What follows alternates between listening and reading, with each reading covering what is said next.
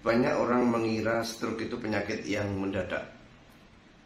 Karena banyak kejadian orang tiba-tiba sedang beraktivitas, tiba-tiba dia pingsan, kemudian lumpuh badannya, separuh badan, tidak bisa bergerak, tidak bisa berbicara, wajahnya merot satu sisi, tidak simetris, sulit menelan.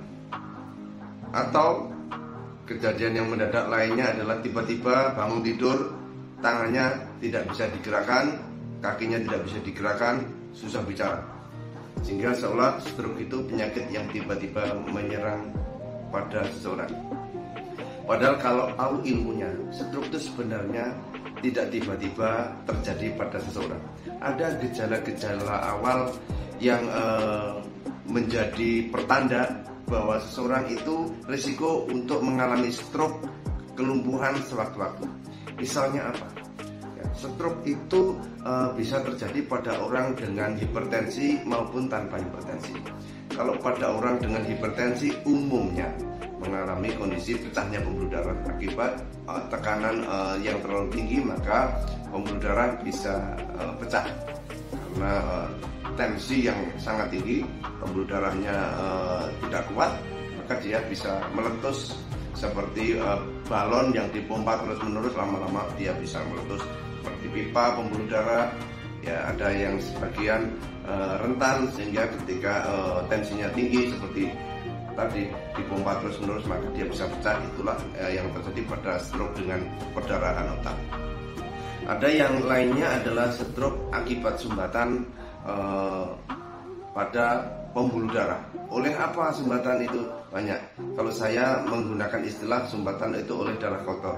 Bisa dari bekuan-bekuan darah di dalam saluran pembuluh darah, atau juga zat-zat metabolik apa yang kita makan, misalnya asam urat menumpuk, kolesterol menumpuk, ataupun gula menumpuk, ataupun zat-zat metabolik yang lainnya yang tinggi di dalam darah sehingga itu bisa menyumbat di dalam saluran pembuluh darah.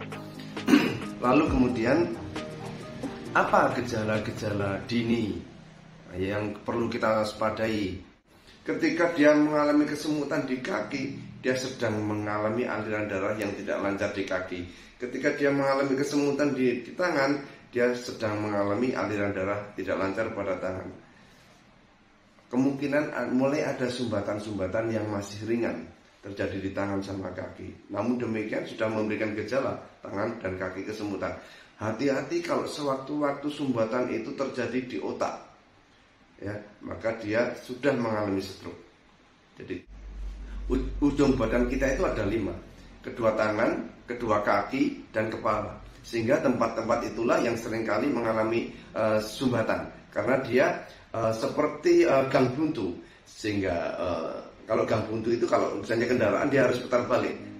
Sehingga kalau tangan kaki, saya istilahkan gang buntu, darah itu dari jantung ke ujung badan kita, misalnya tangan, dia harus putar balik. Begitu kaki, darah dari jantung ke kaki harus putar balik ke atas. Sehingga ketika ada darah kotor, sampah metabolik di dalam darah kita, ketika mengalir menuju ujung badan tersebut, misalnya ujung tangan, dia harus putar balik. Maka ketika ada darah kotor itu seringkali nyantolnya di ujung tangan. Ujung kaki pun demikian, risiko nyantol di sana karena dia harus putar balik darah. Begitu juga kepala, darah dari jantung ke atas kepala dia harus putar balik ke bawah. Sehingga apa? Ketika ada darah kotor, zat-zat metabolik, sampah di dalam darah yang menumpuk di dalam darah, suatu saat dia nyantol.